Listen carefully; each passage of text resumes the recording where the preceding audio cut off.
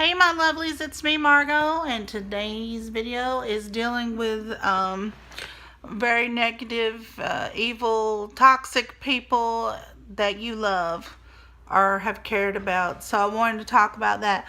So this video is about you've met somebody, they've been evil to you several times. They've cursed at you or told you that they're going to block you, or they've tried to bait you into some kind of physical relationship if you've not already.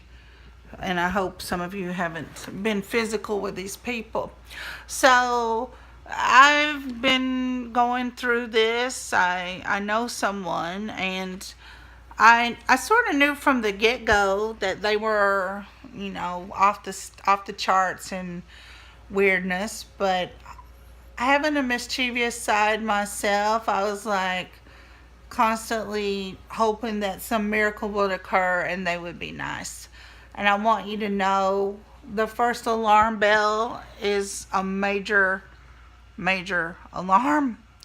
It's very hard when you remember the good times with these people because there's so few. So those memories are very vivid of some special times if you were lucky. But the abusive, emotional, negative stuff is enough to tear your heart out.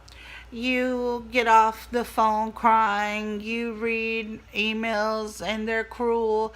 And these people, I don't know if they're narcissists or whatever they are, the type that, wants to bait you to make you feel like you are the problem. It's your fault that we can't be together. It's your fault that I'm this way. It's not true. It's a scapegoat thing. They like to blame other people. What's amazing is these people are probably real gems around their family members and their friends. And if you ever tried to tell their mother or their best friend what kind of stuff they've said to you, they would be like, no way, it can't be so. So I want to talk to you about these people that continuously call you, text you, borrow other people's phones, stalk you. But then when they get back in touch with you, they'll say stuff like, I miss you. And then you're like, aw. And then the next email, I never loved you. I was just using you. Don't call me again. It's just mind-blowing things that you can hear, see from these people. So I want you to know, first and foremost, it's not your fault. And I'm sorry that I'm like all over the place with this phone. It's not your fault. You need to understand that nothing's going to change them. Some people get locked into these relationships for years.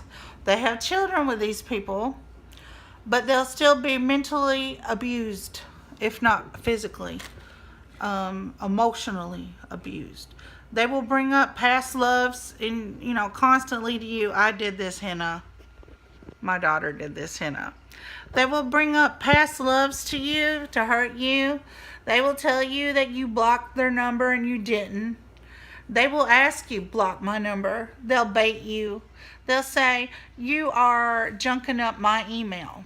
Meanwhile, they've sent you millions of emails themselves and you've just responded in kind, and they'll blame you for it. And they'll say, you are causing me a lot of trouble, and a million times you guys have broken up and got back together, and he will say, I'm sorry, but within 15 minutes it's right back to the same thing.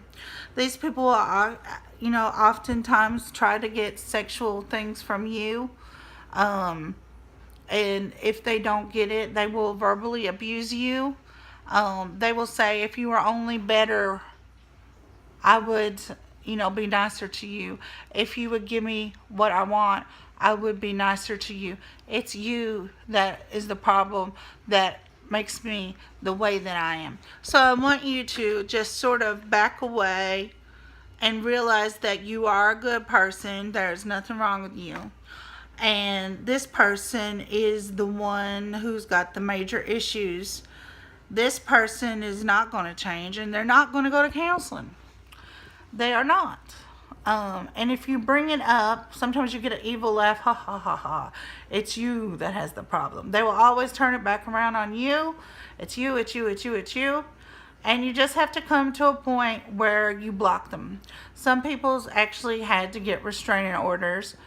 It's hard because part of us has that, let me check and see if he texted me.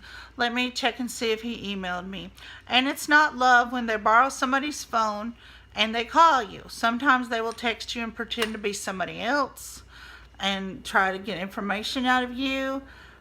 They will call from various numbers. Out of nowhere, you'll get an email, you're a blankety blank blank. They'll curse you. So the best thing is just to try to nip it in the bud. Understand that these people are not going to change, and you are not the reason that they're a jerk, and you are not the reason that you attracted a jerk. You are a loving person, and this is why this person has gravitated towards you, to try to suck emotion from you. But usually they're mostly after the physical or the thrill of causing you mental anguish. So I hope that this talk has helped.